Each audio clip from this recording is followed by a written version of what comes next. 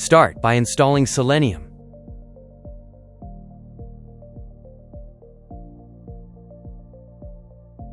After installing Selenium, open a Jupyter notebook and import the necessary modules.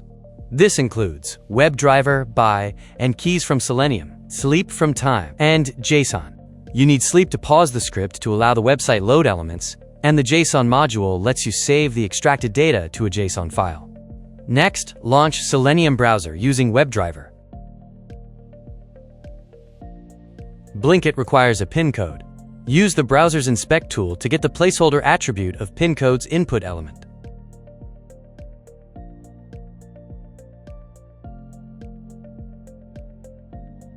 Build an XPath using the placeholder value and use Selenium's findElement method to select the input element.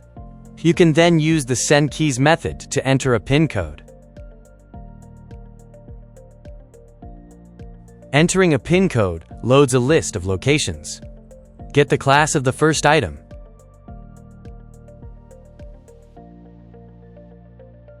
As before, build an XPath using the class and select the element. And use the click method to click on it, which will take you to the home page. You can now search for a product. So, get the class of the search bar.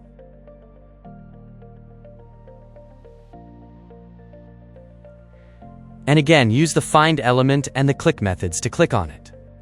But this won't let you enter the search term. For that, get the class of the search input box.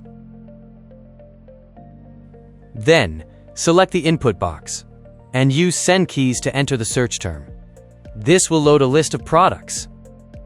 To get all the loaded products, you need to build their XPaths. Inspecting the element shows that the products are div elements inside a div element, inside another div element with the class categories table. So use this information to build an XPath and pull all the product divs. Next, loop through the elements and extract the details. However, there are a few things to consider. Check if the div element has the string add to ensure that you are trying to get details from the correct div. Use the split method on the extracted text in each iteration to separate details, like product name and price. Append the extracted details to a list defined outside the loop.